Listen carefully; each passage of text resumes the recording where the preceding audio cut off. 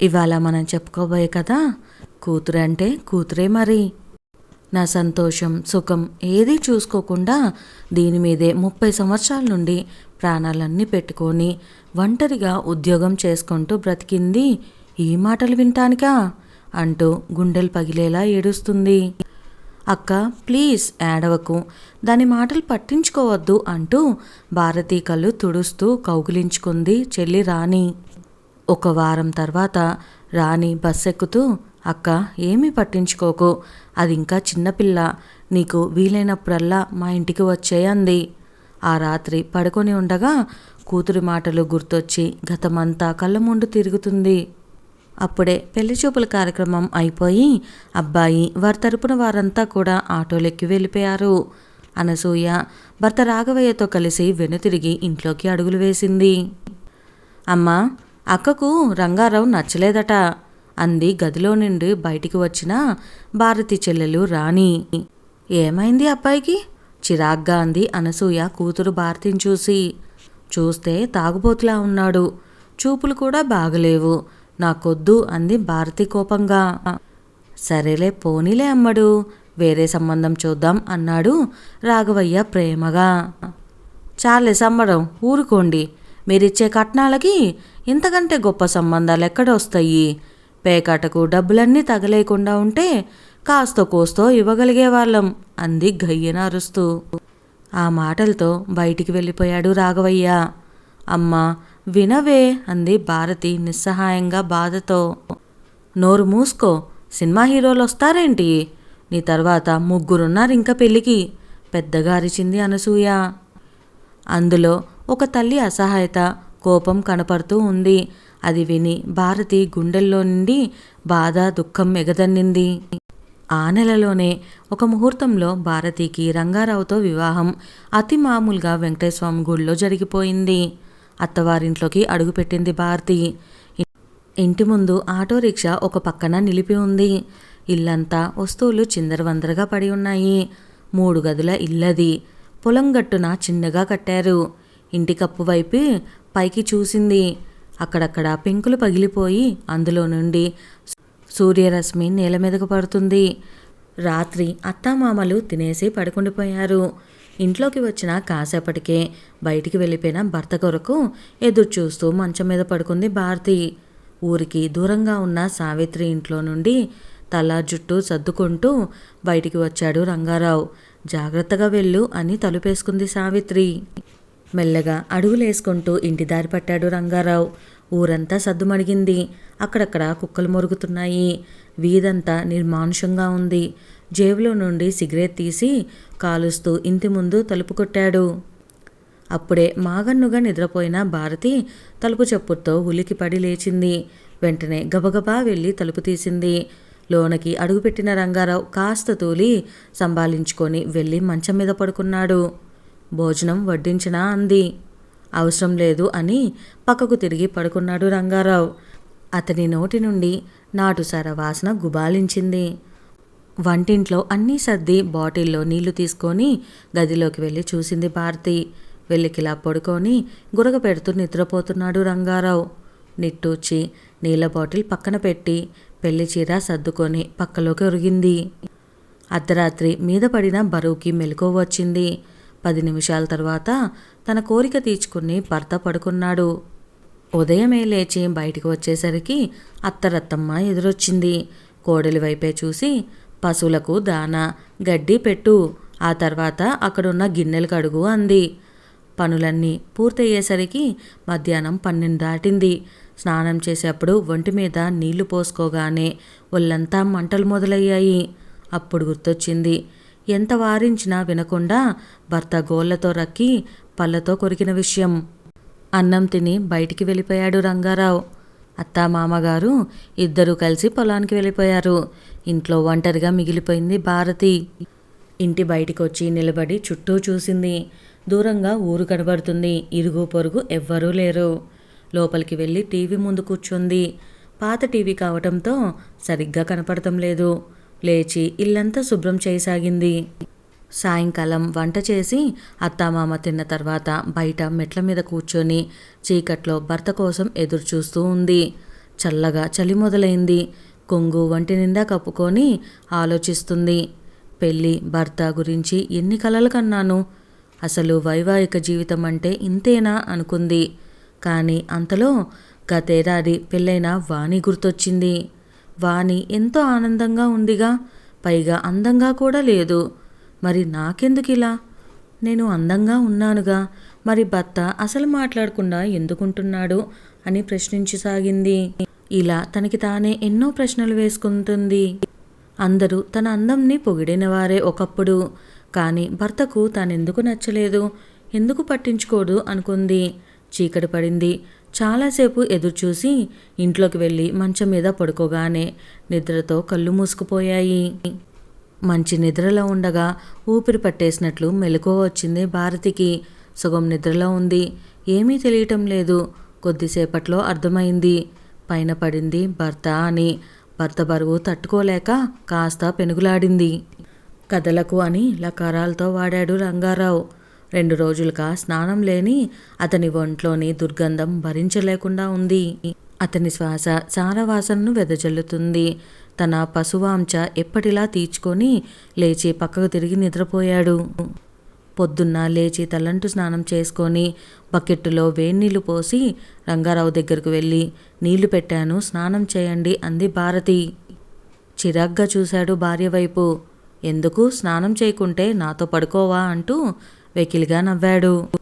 మాట్లాడకుండా వెళ్ళిపోతున్న భార్యను చూసి, అందంగా ఉన్నాను, చదువుకున్నాను అని నా దగ్గర వేషాలు వేయకు అన్నాడు.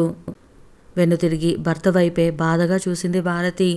కట్నం ఇవ్వకపోయినా పోనీలే అని చేసుకున్నాను, అది మరవకు అన్నాడు మళ్ళీ పళ్ళు నూరుతూ. వారం తర్వాత ఒకరోజు పోస్ట్లో ఉత్తరం వచ్చిందంటూ పోస్ట్ మ్యాన్ అరిచాడు. వెళ్ళి తీసుకొని చూసింది. పైన తన పేరే ఉండటంతో సంతోషంగా విప్పి చదవసాగింది. పూర్తి చేసిన తరువాత ఆమె మొహంలో రంగు వెలిసిపోయింది. ఆ రోజు రంగారావు ఇంటికి త్వరగా వచ్చాడు. వచ్చిన తర్వాత ఆ వచ్చిన ఉత్తరం చేతిలో పెట్టింది. అది చదివి, ఇంతకు వీడెవడు అన్నాడు కోపంగా. నాకు తెలీదు అంది. తెలియకుంటే నీకు ప్రేమలేక ఎందుకు రాశాడు చెప్పు, ఇంతకీ నీ ఉద్దేశం ఏమిటి? కాస్త గట్టిగా అరిచాడు.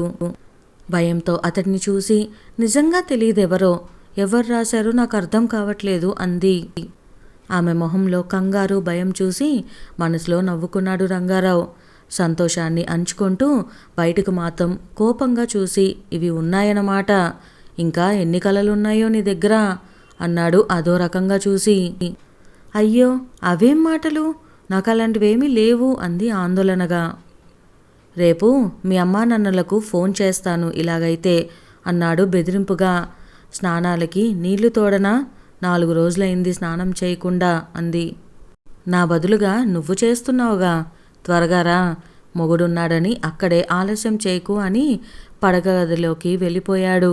ప్రతి రాత్రి జరిగే ఆ భయంకర నరకానికి మనసుని గట్టి చేసుకొని గదిలోకి వెళ్ళింది భారతి.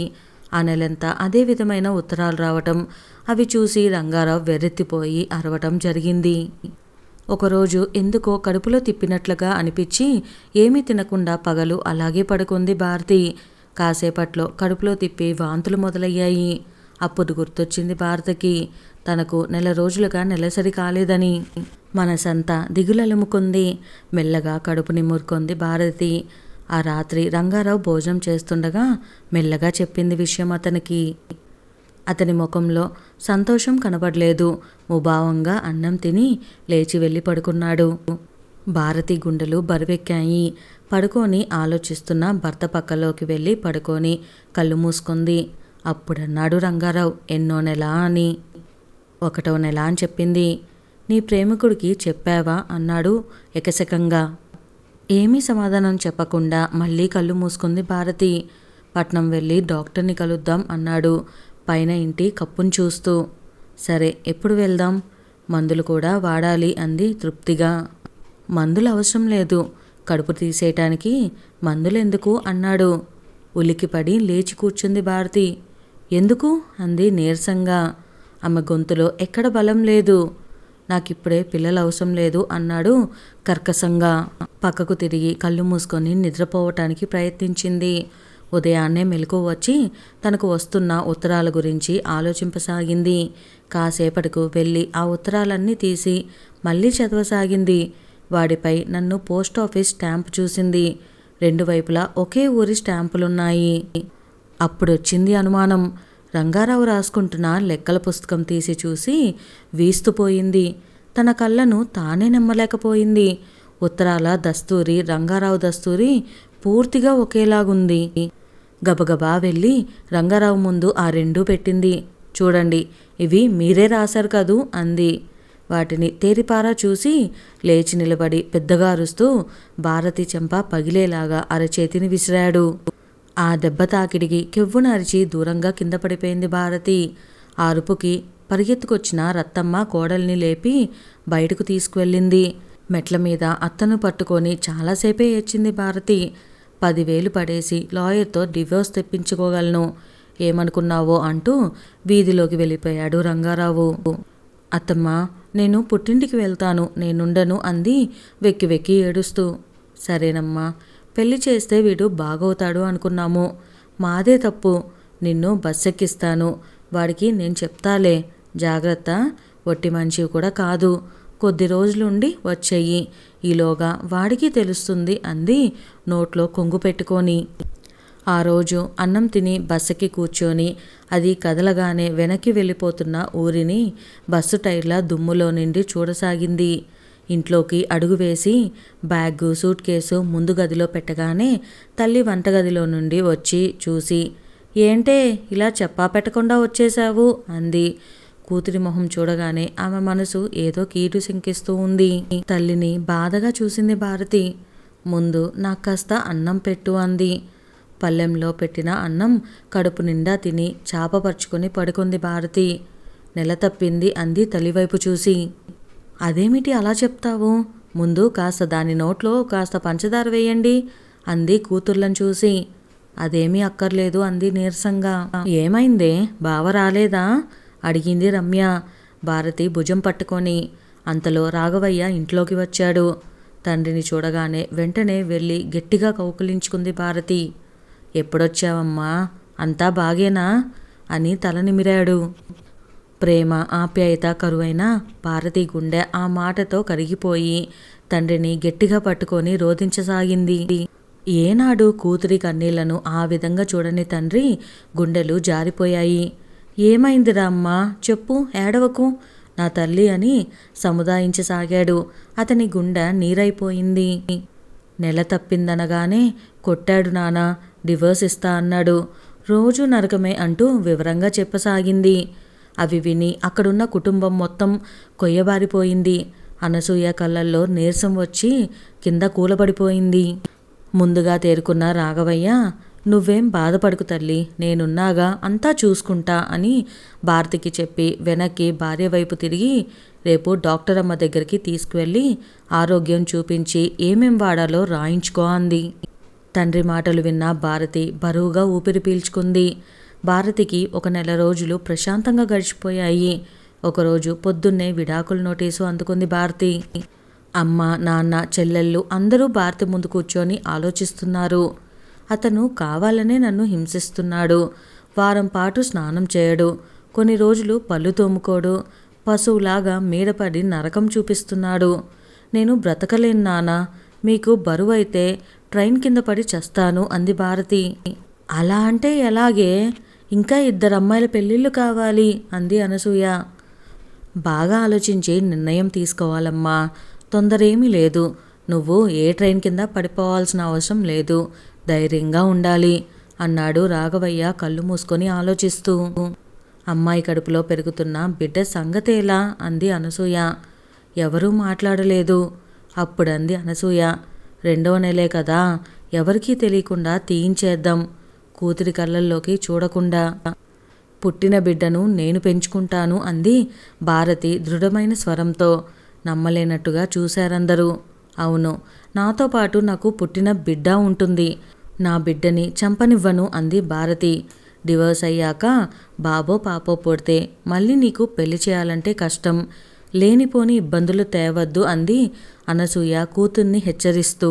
ఆ పెళ్లితోటే నా బ్రతుకైపోయింది. ఇంకో పెళ్ళి నాకు అస్సలొద్దు.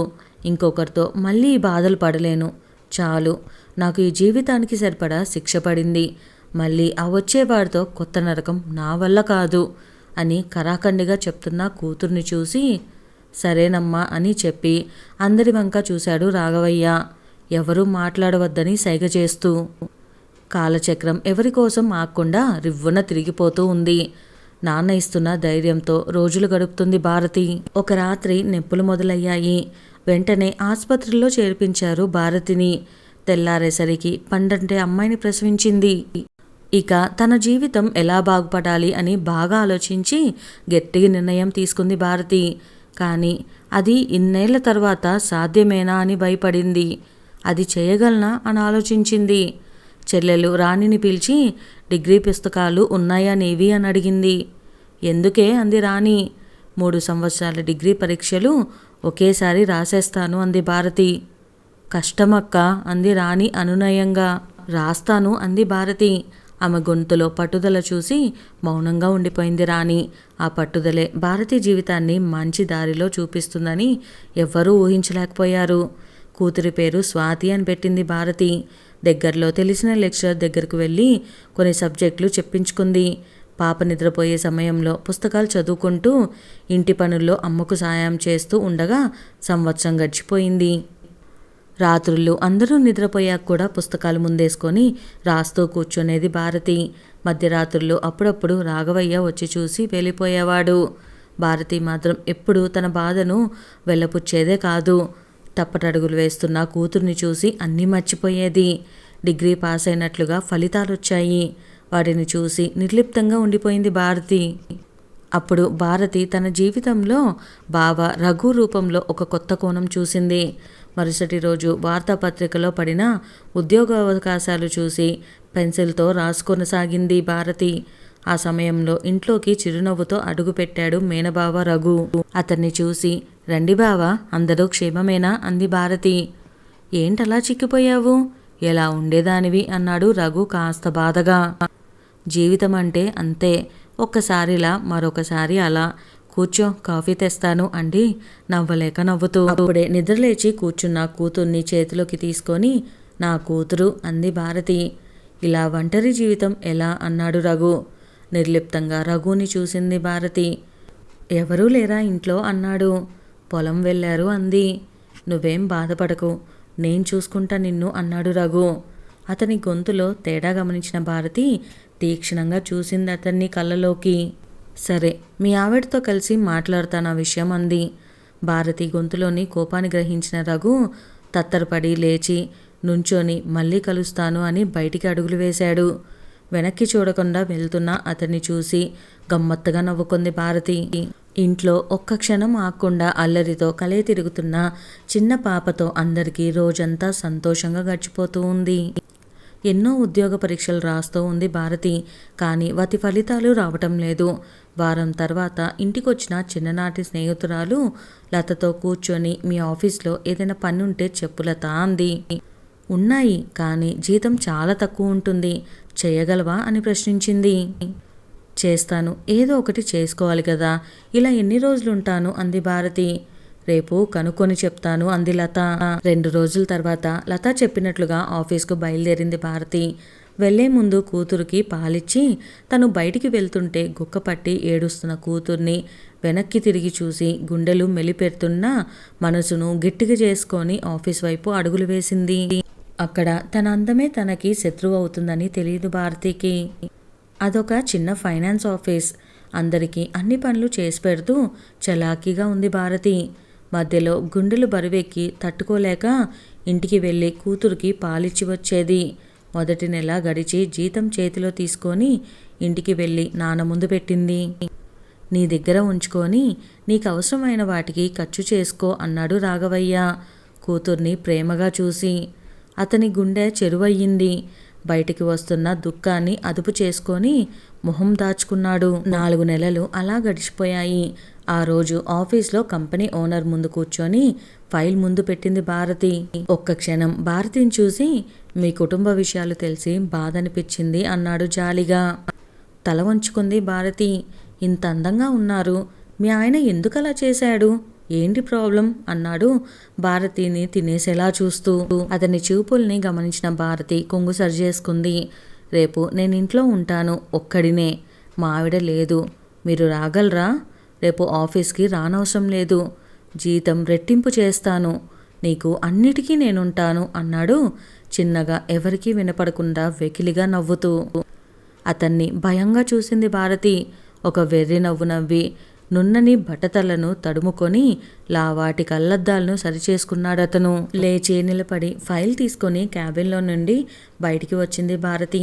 కాళ్ళల్లో బలం కోల్పోయినట్లుగా అనిపించి వెళ్ళి తన కుర్చీలో కూలబడింది. మరుసటి రోజు పొద్దున, ఏంటమ్మా ఆఫీస్కి టైం అవుతుంది, చూసుకో అంది అనసూయ కూతురితో ఆడుకుంటున్న భారతిని చూసి. లేదమ్మా, ఆ ఆఫీస్లో పని లేదు, మరొకటి వెతుక్కోవాలి అంది తల్లివైపు చూడకుండానే. 6 నెలలు గడిచిపోయాయి. ఏ ఉద్యోగం రాలేదు. జీవితం మీద ఆశపోయింది భారతికి. ఒక రాత్రి నిద్ర పట్టలేదు. పెళ్లికి తాను కన్న కలలు గుర్తొచ్చాయి. చాలాసేపు బాధతో కళ్ళ నుండి నీరు కారిపోతూనే ఉన్నాయి. అందరూ నిద్రపోయాక వెళ్ళి చెరువులో దూకేయాలని లేచి నుంచుంది. మంచాల మీద పడుకున్న చెల్లెళ్ళను చూసి చప్పుడు కాకుండా కూతుర్ని చేతిలోకి ఎత్తుకుంది. తనతో పాటు ముద్దులులకే కూతుర్ని తీసుకెళ్లాలా వద్దా అని ఆలోచించింది. వదిలేసి తాను చనిపోతే తల్లి లేని కూతుర్ని ఎవరు చూస్తారు అనే ఆలోచన వచ్చి ఆగిపోయింది. కూతురితో పాటే చనిపోవటం మంచిదనుకొని చేతులు ముచ్చుకొని పడుకున్న కూతుర్ని చూసింది. నిశితంగా నిద్రిస్తున్న కూతుర్ని చూసి మౌనంగా రోదిస్తూ గట్టిగా గుండెలకు హత్తుకొని కూర్చుండిపోయింది. భగవాన్, నేను చేసిన పాపం ఏమిటి? నాకో దారి చూపించు అని గోడకు బిగించిన దేవుడి పటం చూసి మొక్కి కూతుర్ని గట్టిగా కౌగిలించుకొని నిద్రపోతానికి ప్రయత్నించింది. మరుసటి రోజు ఉదయం పోస్ట్ మ్యాన్ తెచ్చిన ఉత్తరం చూసి సంతోషంతో కళ్ళల్లో నీరు తుడుచుకొని, నాన్న, నాకు ఉద్యోగం వచ్చింది, ప్రభుత్వ ఉద్యోగం అని చెప్పి నాన్న చేతిలో ఆ ఉత్తరం పెట్టింది. ఎక్కడా, ఏ ఊర్లో అన్నాడు రాఘవయ్య సంతోషంగా. భారతి చెప్పిన వివరాలు విని, అంత దూరమైతే ఎలా, ఒంటరిగా ఉండాల్సి వస్తుంది కదమ్మా అన్నాడు దిగులుగా. అన్నీ వింటున్న అనసూయ వచ్చి కూతుర్ని సంతోషంతో వాటేసుకుంది. ఏమీ కాదులే నాన్న, ఎలాగైనా నాది ఒంటరి బతికేగా అంది నవ్వుతూ. అనసూయ కూతుర్ని పట్టుకొని సంతోషంతో ఏడుస్తుంది. బయట నుంచి వచ్చిన చెల్లెలు కూడా ఆ ఉత్తరం చదివి కళ్ళల్లో నీరు కారిపోతుండగా అక్క చేతులు పట్టుకొని కంగ్రాట్స్ అక్క అన్నారు. అంతా దేవుడి దయ అని తృప్తిగా కళ్ళు తన కొంగుతో తుడుచుకుంటూ దేవుడి పటం కేసి చూసింది. దేవుడు నవ్వుతూ కనిపించాడు. ఆఫీస్లో కూర్చున్న కాసేపట్లో అక్కడ మొత్తం 5 ఉద్యోగులు, అందులో తనతో కలిపి 2 తప్ప మిగతా అందరూ పురుషులేనని తెలుసుకుంది భారతి. తన పక్క సీట్లో కూర్చున్న సీతను అడిగింది, ఇక్కడ ఇల్లేదైనా కిరాయికి దొరుకుతుందా అని. చిన్న ఊరు కదా, కష్టం, కనుక్కుందాం. అంతవరకు కొద్ది రోజులు మా ఇంట్లో ఉండండి అంది సీత. సీత ఇంట్లో కొన్ని రోజులు ఉండి ఆ తర్వాత వేరే చిన్న ఇంట్లోకి మారిపోయింది భారతి. వారాంతానికి ఊరికి వెళ్ళి ఇంట్లోకి అడుగుపెట్టి అనసూయ చేతిలో ఉండి కూతుర్ని ఎత్తుకొని ముద్దులు కురిపించింది. మరుసటి రోజు టిఫిన్ చేస్తూ, నాన్న, ఇక నేను పాపని తీసుకువెళ్తాను అంది అందరూ వంక చూస్తూ. తృప్తిగా కూతుర్ని చూసి లేచి వెళ్ళి ఒక కవర్ భారతి చేతుల్లో పెట్టి, ఇదిగోనమ్మా డివోర్స్ కాగితాలు, లాయర్ పంపించాడు అన్నాడు రాఘవయ్య. కవర్ తీసుకొని ఒక నిట్టూర్పు విడిచింది భారతి. 2వ రోజు కూతుర్ని వెంట పెట్టుకొని వెళ్ళిపోయింది. భారతికి ఒక దారి దొరకటంతో ఇంట్లో అందరికీ ఊరగట్ట కలిగినప్పటికీ ఒంటరిగా ఎలా ఉంటుందో అని మనసులో భయం మొదలైంది. తాను పనిచేసే ఊరు చిన్నదవటం వలన పాపను తను లేని సమయంలో చూసుకోవటానికి రంగమ్మ అనే పెద్దావిడ సులభంగానే దొరికింది. 2 నెలలు ప్రశాంతంగా గడిచిపోయాయి. కానీ అది తుఫాన్ ముందు ఉండే ప్రశాంతత మాత్రమే. ఇంతలో ఎవరో తలుపు కొడుతున్న చప్పుడైంది. ఎవరు అని తలుపు వైపే చూసింది. కద్దరు బట్టలు వేసుకున్న ఒక మధ్య వయస్కుడు నవ్వుతూ కనపడ్డాడు. ఎవరండి, ఎవరు కావాలి అంది భారతి. నేను ఈ ఊరికి సర్పంచ్ను, నా పేరు రాములు, మిమ్మల్ని కలిసిపోదామని వచ్చాను అన్నాడు. రండి లోపలికి అని కుర్చీలో కూర్చోమన్నట్లుగా కుర్చీ చూపించింది. దర్పం చూపిస్తూ కాలు మీద కాలు వేసుకుని కూర్చున్నాడు రాములు. చెప్పండి అంది భారతి. ఎదురుగా ఉన్న ఇంకొక కుర్చీని దూరంగా జరుపుకొని కూర్చుంది. ఏమీ లేదండి, అలా ఒకసారి పలకరించిపోదామని వచ్చాను. అన్నాడు చిన్న చిరునవ్వుతో. అతని వాలకంలో ఏదో తేడాగా గమనించిన భారతి మొహం కాస్త గంభీరంగా పెట్టి, ఏదైనా పని ఉంటే ఆఫీస్కి రండి అంది. నాకేమీ అవసరం లేదండి, మీరు కొత్తగా వచ్చారని, ఒక్కరే ఉంటున్నారని తెలిసి కలిసిపోదామని వచ్చాను అన్నాడు. అతని స్వరంలో ఏవేవో అర్థాలు గోచరించాయి. సరేనండి, నాకు కాస్త పనుంది అంది లేచి నిలబడి. అలాగేనండి, మీ వారెక్కడా అన్నాడు. సమాధానం చెప్పడం ఇష్టం లేనప్పటికీ బలవంతంగా మా ఊర్లో ఉన్నారు అనంది. ఏదైనా అవసరం ఉంటే కాల్ చేయండి, ఇదిగో నా కార్డు అని వెకిలిగా నవ్వి విజిటింగ్ కార్డ్ తీసి అక్కడున్న టేబుల్ పైన ఉంచి బయటికి అడుగులు వేశాడు రాములు. అతను బయటికి వెళ్ళగానే ఆ కార్డు తీసి చెత్తబుట్టలో పారేసింది. ఒకరోజు అనసూయ, రాఘవయ్య ఇద్దరూ భారతి ఇంటి ముందు ఆటో దిగారు. తల్లిదండ్రులతో వారం రోజులు హాయిగా గడిచిపోయాయి. రేపు మేమిక వెళ్ళొస్తాంరా అన్నాడు రాఘవయ్య భోజనం చేసి కూర్చుంటూ. మళ్ళీ ఎప్పుడొస్తారు నానా అంది భారతి. వస్తాంలే, ఒక విషయం మాట్లాడదామని వచ్చాము అంది అనసూయ. ఏమిటమ్మా అంది భారతి. ఇలా ఒంటరి జీవితం ఎన్నాళ్ళు, నీకు సంబంధాలు వస్తున్నాయి అంది అనసూయ. ఎందుకని, ఉద్యోగం ఉందని వస్తున్నారా? మరి నా కూతుర్ని చూసుకుంటారా అంది. నీ కూతుర్ని మేం చూసుకుంటాం, దాని గురించి వదిలే అంది అనసూయ. నాకు ఏ పెళ్ళి అవసరం లేదు, ఎవరు చేసుకున్నా సరే నా కూతుర్ని బాగా చూసుకుంటారన్న గ్యారంటీ లేదు. నాకు ఈ జీవితానికి నా కూతురు చాలు అంది. రాఘవయ్య మౌనంగా కూర్చుండిపోయాడు. కాసేపటికి మళ్ళీ అంది భారతి. ఇక మీరు చెల్లెల సంబంధాలు చూడండి, నా జీవితం ఇలాగే ఈ చిన్న ఊర్లో ప్రశాంతంగా గడిపేస్తా అంది. అలాగే ప్రశాంతంగా గడుస్తుంది అనుకుంది, కానీ అలా జరగలేదు. ఒక రాత్రి మంచి నిద్రలో ఉంది భారతి. అర్ధరాత్రి ఉన్నట్లుండి మెలకువ వచ్చి లేచి కూర్చుంది. ఎవరో పిలుస్తున్నట్లుగా అనిపించింది. మగట నిద్రలో ఏమీ అర్థం కాక తలుపు వైపే చూసింది. చిన్నగా ఎవరో తలుపు తడుతున్నారు. ఎవరు అంది. సమాధానం రాలేదు బయట నుండి. గుండెలు వేగంగా కొట్టుకుంటుండగా వెళ్ళి తలుపు తీయకుండా మళ్ళీ ప్రశ్నించింది ఎవరు అని. చిన్నగా గుసగుసగా వినిపించింది. నేనే, రాములు, తలుపు తీయండి. ఏంటి ఈ సమయంలో? ఉదయం రండి అంది కరుకుగా. చెబుతాను, ప్లీజ్ తలుపు తీయండి, ఎవరూ చూడటం లేదు, భయం అక్కర్లేదు, కొద్దిసేపు ఉండి వెళ్ళిపోతాను ప్లీజ్ అన్నాడు. మర్యాదగా చెప్తున్నాను, వెళ్ళండి అంది భారతి చిరాకుగా తలుపు దగ్గరగా నిలబడి. నిన్ను, నీ కూతుర్ని బాగా చూసుకుంటాను, తలుపు తీ అన్నాడు మెల్లగా. కాసేపు ఆలోచించి ఒక నిర్ణయానికి వచ్చింది భారతి.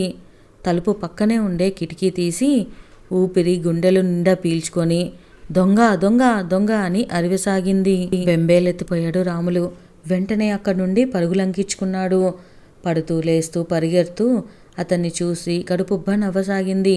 అలా నవ్వుతూ నవ్వుతూనే కడుపులో నుండి ఎగతన్నిన దుఃఖం గొంతులోకి పెద్ద చప్పుడుతో బద్దలైపోయింది. చుట్టుపక్కల వాళ్ళు తలుపులు తీసుకొని బయటికి రాసాగారు.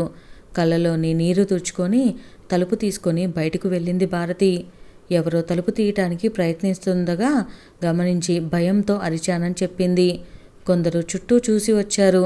కాసేపటికి అందరూ వెళ్ళిపోయారు. ఎవరికైనా కాస్త చనువిచ్చి స్నేహంగా మసులుకుంటే కొద్ది నాళ్ళల్లోనే రెండో పెళ్లి ప్రస్తావన తేవటం, కూతుర్ని ఎక్కడైనా హాస్టల్లో ఉంచేస్తే బాగుంటుందని అనేవారు. కొందరేమో కూతురు లేకుంటే ఇంకా తేలికగా మంచి సంబంధం వచ్చేదన్నట్లుగా జాలి చూపించేవారు. అద్దంలో చూసుకున్నప్పుడల్లా అందాన్ని ఇచ్చిన దేవుడు కాస్త అదృష్టాన్ని ఇస్తే ఎంత బాగుండేది అనుకొని నవ్వుకునేది. మంచి భర్త రావటం అంటే పూర్వజన్మలో చేసుకున్న పుణ్యమే అనుకునేది. స్వాతి కాలంతో పాటే ఎదగసాగింది.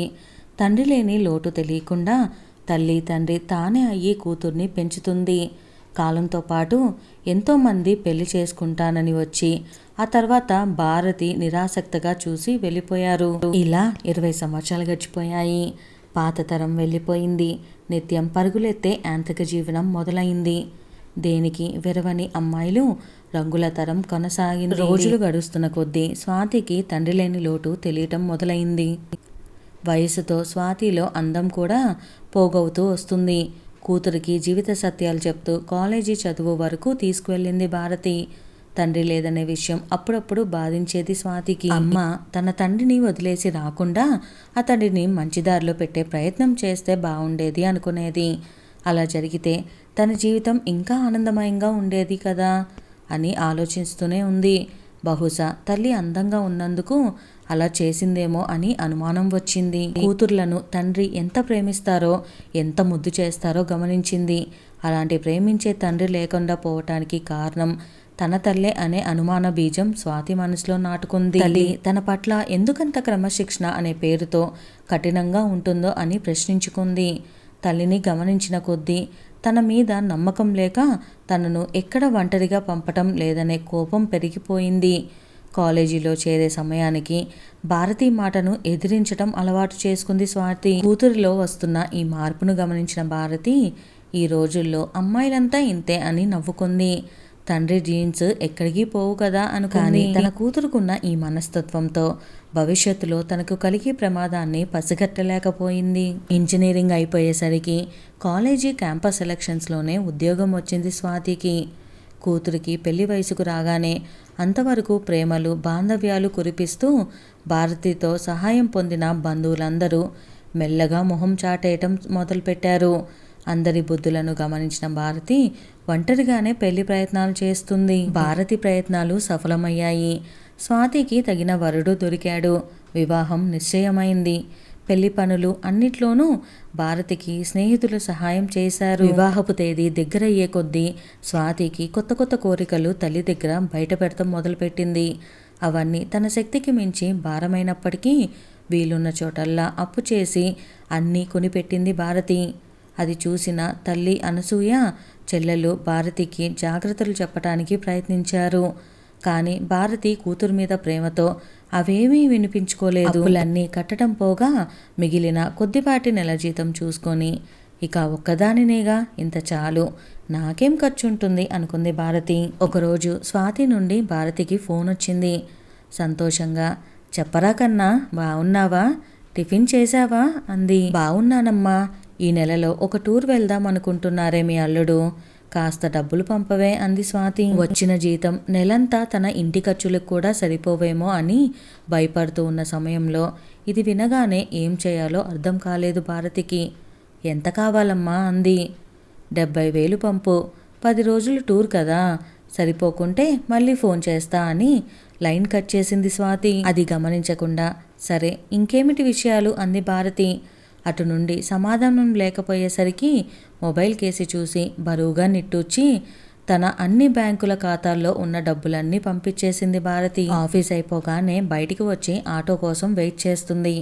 ఇంతలో భారతికి ఊపిరి ఆడటం కష్టంగా అనిపించి అక్కడున్న బెంచ్ మీద కూర్చొని బ్యాగ్లో ఉన్న బాటిల్ తీసుకొని నీరు తాగింది. చిన్నగా చెమట్లు పడుతున్నాయి. వెంటనే మొబైల్ తీసుకొని స్వాతికి ఫోన్ చేసింది. ఫోన్ రింగ్ అవుతుంది కానీ స్వాతి నుండి సమాధానం లేదు. గుండెల్లో ఊపిరి తీసుకోవటం కష్టమయ్యి చుట్టూ చూసింది. జీన్స్ ప్యాంట్ వేసుకొని అక్కడ నిలబడి మొబైల్లో గేమ్స్ ఆడుతున్న కుర్రాడిని పిలిచింది. బాబు, హాస్పిటల్కి తీసుకెళ్ళు ప్లీజ్ అని అడిగింది. నొప్పితో గొంతు పెగలటం లేదు భారతికి. సరేనండి. ఆ కుర్రాడు దగ్గరలో ఉన్న ఆటోని పిలిచి భారతిని కూర్చోబెట్టి తీసుకువెళ్ళాడు. హాస్పిటల్లో ఎమర్జెన్సీ వార్డులో పెట్టి కొన్ని టెస్టులు చేసి గుండె జబ్బు అని తేల్చి ఆపరేషన్ చేయాలి అని చెప్పారు. విషయం తెలిసిన స్వాతి హాస్పిటల్కి వచ్చి డాక్టర్లతో అన్నీ మాట్లాడింది. ఎంత అవుద్ది ఖర్చు అంది. అదే బిల్ అని అడిగింది. అన్నీ కలిసి దాదాపుగా 2 లక్షలు అవ్వచ్చు అన్నాడు డాక్టర్. లేచి వెళ్ళి భారతి మంచం వద్ద కూర్చొని, అమ్మా, 2 లక్షలు అవ్వచ్చు అంటున్నారు, నీ ఇన్సూరెన్స్ పాలసీ సరిపోదు, ఇంకా 50,000 కావాలి, ఉన్నాయా నీ దగ్గర అంది. ఇప్పుడేమీ లేవురా, ఇంకొద్ది రోజుల్లో వచ్చే నెల జీతం 30,000 వస్తాయి అంది. ఎందుకలా, నీ జీతం 1,00,000 పైనే కదా, వస్తున్న జీతం అంతా ఏం చేస్తున్నావో ఏమిటో అంది విసుగ్గా. పెళ్లికి చదువుకి చేసిన అప్పు ఇంకా ఉంది కదా, కళ్ళు మూసుకొని నీరసంగా సమాధానం ఇచ్చింది భారతి.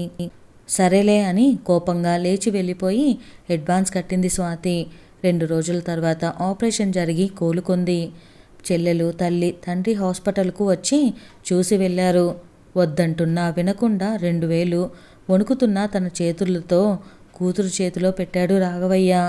వారం తర్వాత భారతిని ట్యాక్సీలో కూర్చోపెట్టుకొని బయలుదేరింది స్వాతి. కారు బయలుదేరగానే తృప్తిగా నిద్రలోకి జారుకుంది భారతి. అమ్మా, లే, ఇంకా ఇల్లొచ్చింది అన్న కూతురి మాట వినపడి నిద్రలోంచి తేరుకొని కళ్ళు నులుముకొని బయటకు చూసి ఆశ్చర్యపోయింది భారతి. అది తన ఊర్లో ఇల్లు అయితే కూతురు ఇక్కడికి తీసుకొచ్చిందా, వాళ్ళ ఇంటికి తీసుకువెళ్ళలేదా అని బాధపడిపోయింది. మరుసటి రోజు లేచి టిఫిన్ వంట చేసి పెట్టి, అమ్మా ఎవరైనా పని వాళ్ళని మాట్లాడుకో, నేను వెళ్ళాలి, అక్కడ మీ అల్లుడు నేను లేకుండా ఉండలేరు అంది. మెల్లగా మంచం మీద లేచి కూర్చొని కూతుర్ని తేరిపారా చూసింది. ఎంత ప్రాణంగా పెంచాను దీన్ని, ఎందుకిలా మారిపోయింది అనుకుంది భారతి. సరేలే అమ్మా, నువ్వెళ్ళిరా, నేను చూసుకుంటానులే, నాకేం పర్వాలేదు అంది. ఇంకో విషయం, నువ్వు కొన్న ఫ్లాట్, ఇంటి పేపర్లు, ఫిక్స్డ్ డిపాజిట్స్ అన్నీ తీసి నాకివ్వు అంది. ఆ మాటతో కొయ్యబారిపోయింది. మళ్ళీ గుండెల్లో ఏదో తెలియని నొప్పి మొదలైంది భారతికి. ఏమీ మాట్లాడకుండా వెనక్కి ఒరిగి పడుకుంది.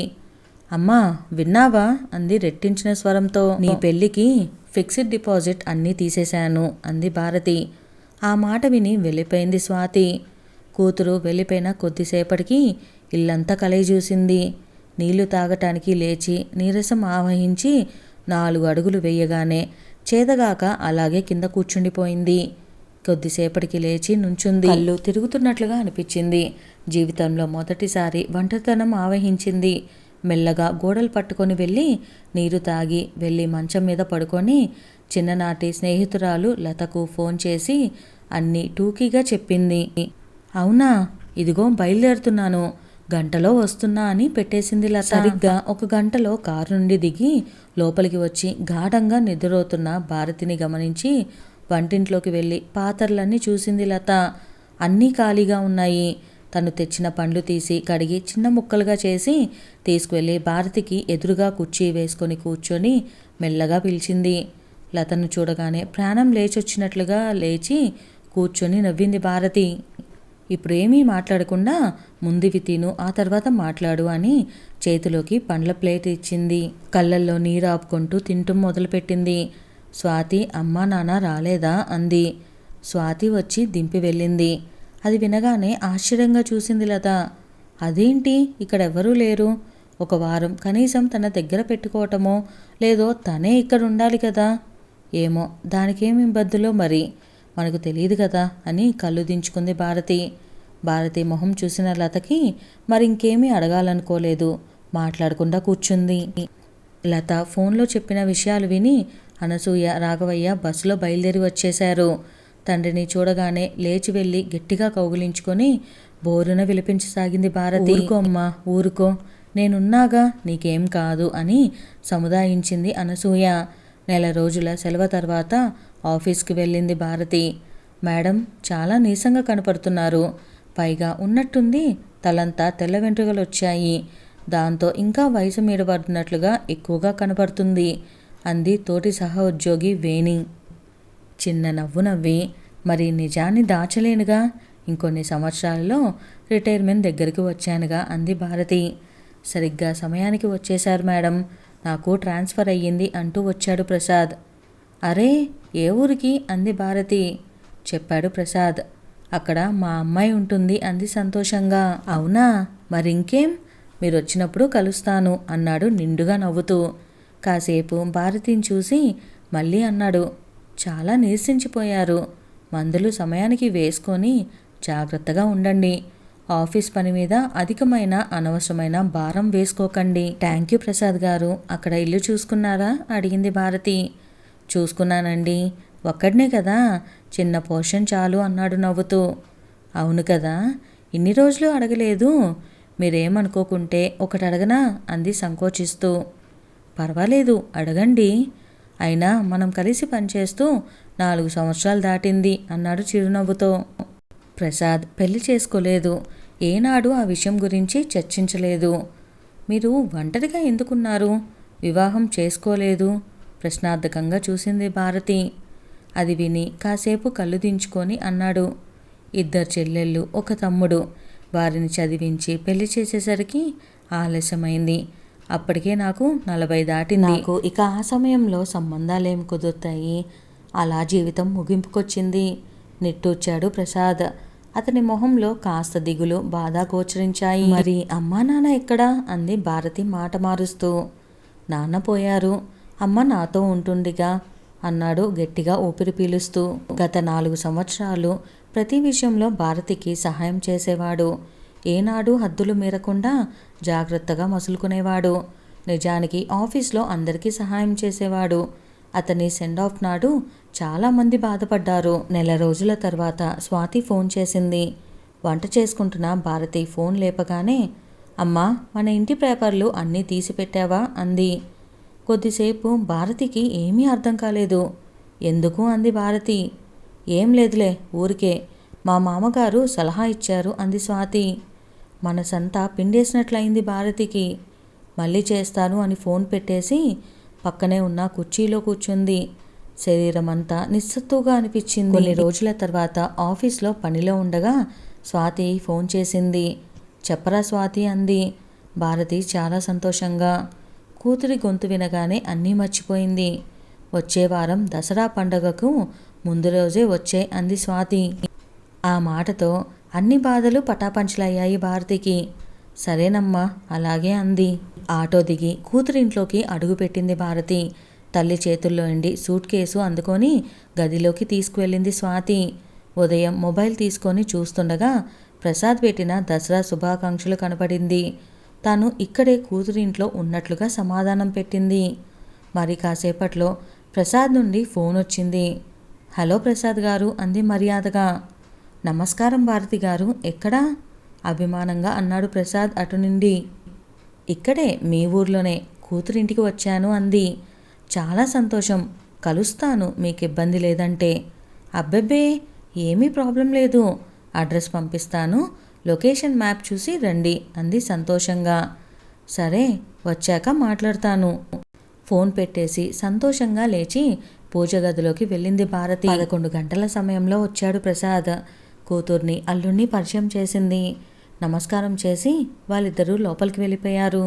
హాల్లో ఇద్దరూ కూర్చొని ఆఫీస్ విషయాలు అవి ఇవి కొద్దిసేపు మాట్లాడాక వెళ్ళిపోయాడు ప్రసాద్. పండగ అయిపోయిన మరుసటి ఉదయం బస్సెక్కి వెళ్ళిపోయింది భారతి. ఆఫీస్కి వెళ్ళి పని చేసుకొని సాయంత్రం ఇంటికి వెళ్ళేసరికి చీకటి పడింది.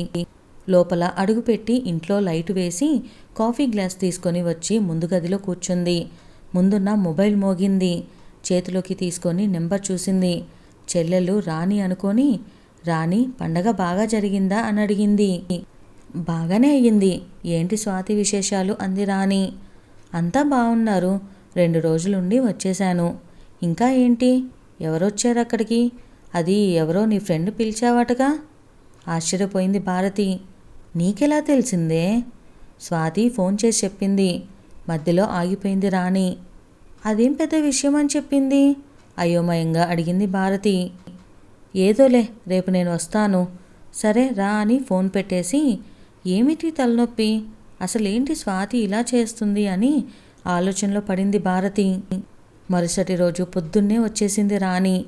ఏంటి ప్రాబ్లం, ఏమి జరిగిందే అంది భారతి కంగారుగా. చెప్తాను, ముందలా కూర్చో, కంగారు పడకుండా. సరే చెప్పు.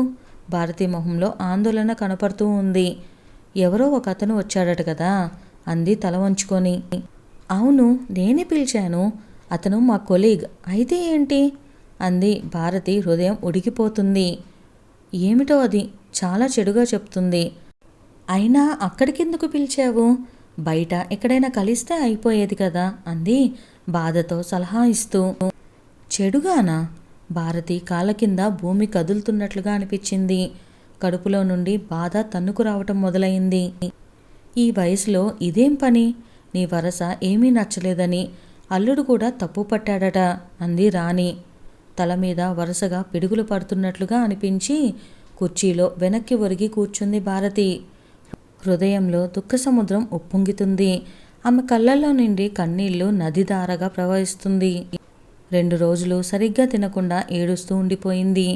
అసలు దీని గురించే కదా నేను రెండో పెళ్లి కూడా చేసుకోకుండా ప్రాణాలన్నీ దీని మీదే పెట్టుకొని ఇన్నేళ్ళు బ్రతికింది అంటూ ఏడుస్తూనే ఉంది భారతి. ఒకరోజు ఏం చేయాలో తెలియక భారతి పక్కనే కూర్చోపెట్టుకొని, అక్కా, నే దానికి నీ మనసు అర్థమయ్యేలా చెప్తాను, నువ్వు ఊరుకో అని స్వాతికి ఫోన్ చేసింది. స్వాతి అట్నుండి హలో పిన్ని అంది. అదేరా, నువ్వు అన్న మాటలకు అమ్మ బాధపడుతుంది అంది రాణి నచ్చ చెప్తూ. బాధెందుకు పిన్ని, నేను అన్నది నిజం. ఆయనతో ఈవిడకు నీకు తెలియదులే అంది స్వాతి. స్వాతి, మీ అమ్మ ఒక ప్రభుత్వ ఉద్యోగి.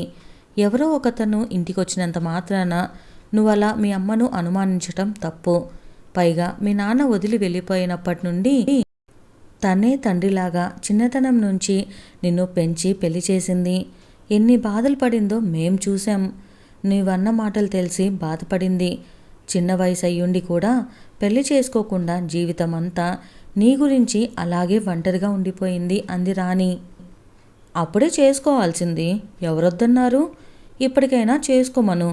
ఇలా చేసే కంటే అదే నయం అంది స్వాతి విసురుగా హేళనగా.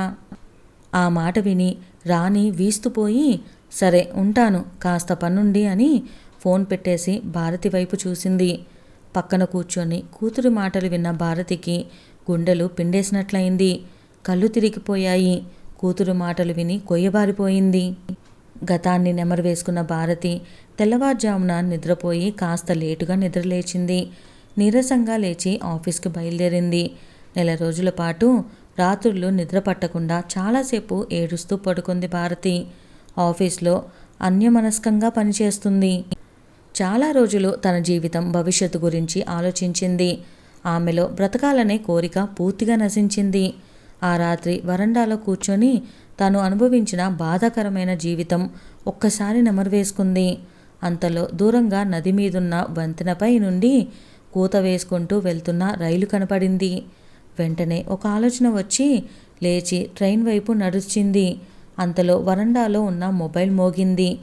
ఒకసారి వెనక్కి తిరిగి చూసి వెళ్ళి ఫోన్ తీసి హలో అంది. ఆమె గొంతులో ఎక్కడో నీతిలో నుండి వస్తున్నట్లుగా గమనించిన రాఘవయ్య, ఏరా తల్లి, ఏంటి అలా ఉంది గొంతు అన్నాడు. ఏమీ మాట్లాడకుండా మౌనంగా రోధించసాగింది భారతి. వినమ్మ తల్లి, నేను రేపు ఉదయం వస్తున్నా. నాకన్నీ చెప్పింది రాణి. నువ్వు ధైర్యంగా ఉండు. నేనున్నాగా. రేపు వస్తున్నా, సరేనా? అలాగే నానా అని ఫోన్ పెట్టేసి ఇంట్లోకి అడుగులు వేసింది భారతి. మరుసటి రోజు భార్యతో సహా వచ్చిన రాఘవయ్య వచ్చి కూతుర్ని కూర్చోపెట్టుకొని చాలాసేపు ధైర్యం చెప్పాడు. నేను మీ అమ్మ పెద్దవాళ్ళం అయిపోయాం, ఇంకా ఎన్నాళ్ళుంటామో ఏమో అంటూ చెప్పసాగాడు రాఘవయ్య.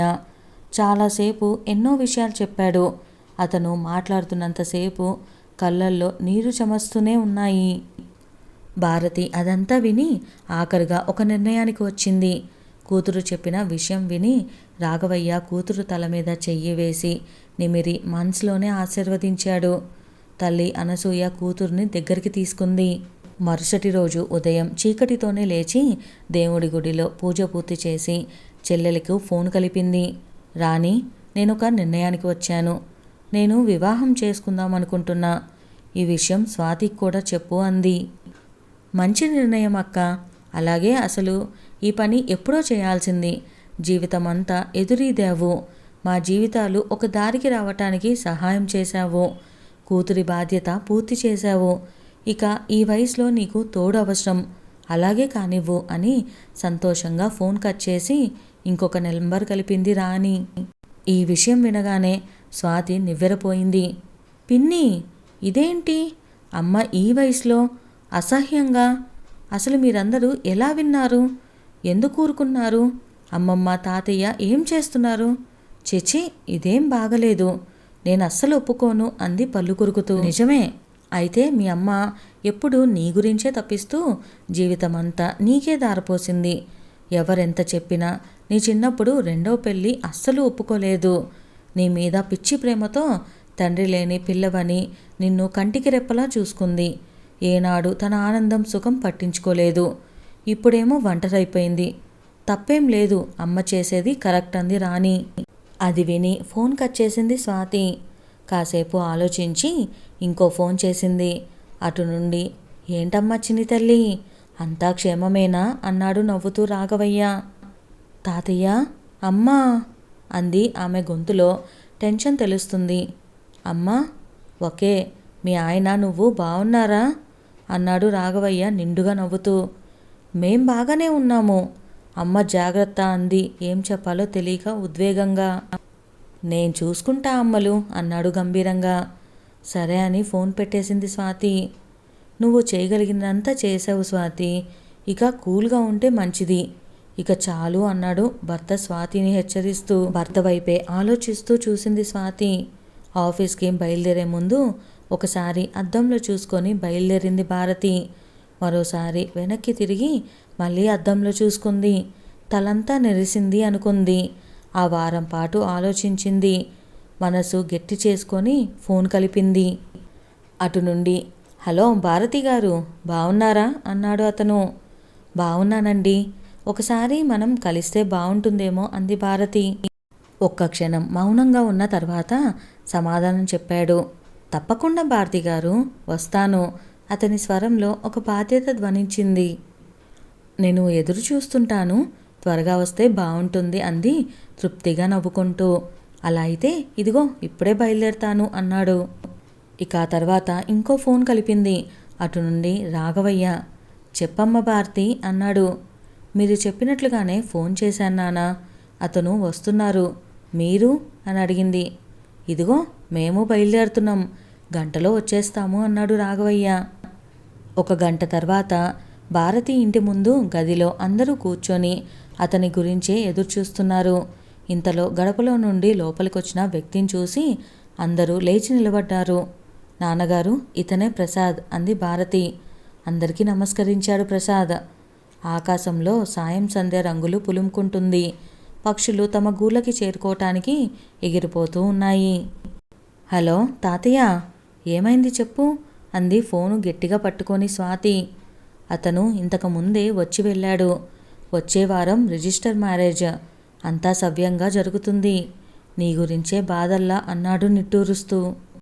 పర్వాలేదు తాతయ్య, మామూలుగా చెప్తే అమ్మ వినేదే కాదు, ఈ అడుగు వేసేదే కాదు. అందుకే కాస్త బాధ పెట్టాను అమ్మను.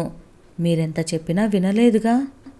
నేను చిన్నదానిగా ఉన్నప్పుడు, పెళ్ళి కానప్పుడు నా గురించి చాలా జీవితం ఎలాగో పోగొట్టుకుంది. తనకు ఇంకా చాలు ఒంటరితనం. ఇప్పుడు ఈ వయసులో తనకు ఒక తోడు అవసరం. చూసావుగా హార్ట్ ప్రాబ్లం వచ్చినప్పుడు ఒక్కతే రోడ్డు మీద అంటూ బాధతో మాట్లాడలేక ఆగిపోయింది. నువ్వు బాధపడకురా తల్లి, నువ్వు చెప్పినట్లే చేశాం కదా. నీ ప్రవర్తనతో మీ అమ్మ బాగా బాధపడింది అన్నాడు మెల్లగా. తప్పులే తాతయ్య, చూసావుగా మామూలుగా మనం చెప్తే వినేదా, అందుకనే ఇలా చేశా అంది తృప్తిగా. వచ్చే నెల 2వ తేదీన నిర్ణయించాము. ఎప్పుడొస్తావు మరి? సరిగ్గా రిజిస్టర్ ఆఫీస్ సమయానికి వచ్చేస్తా. దండలు మార్చుకున్నాక కానీ మనం ఊపిరి పీల్చుకోలేం. కొంత డబ్బు నీకు పంపిస్తాను. దాంతో ఖర్చులు సూత్రం చేయించు. ఇంకా అవసరమైతే పంపిస్తాను అంది స్వాతి. అలాగే అమ్మా అన్నాడు రాఘవయ్య. ఉంటాను తాతయ్య. అమ్మ జాగ్రత్త అని ఫోన్ కట్ చేసి మెరుస్తున్న కళ్ళతో సంతోషంగా భర్త వైపు చూసింది స్వాతి. చూశారుగా కథ, అందుకే కూతురంటే కూతురే మరి. కథ చాలా బాగుంది కదా. ఈ కథను మనకు అందించిన వారు శ్యామ్ కుమార్ చాగల్ గారు. కథ నచ్చితే వీడియోకి లైక్ చేయటం మర్చిపోకండి. అలానే మరెన్నో కథలు మన ఛానల్లో ఉన్నాయి, ఒక్కసారి చూసేయండి. Thank you.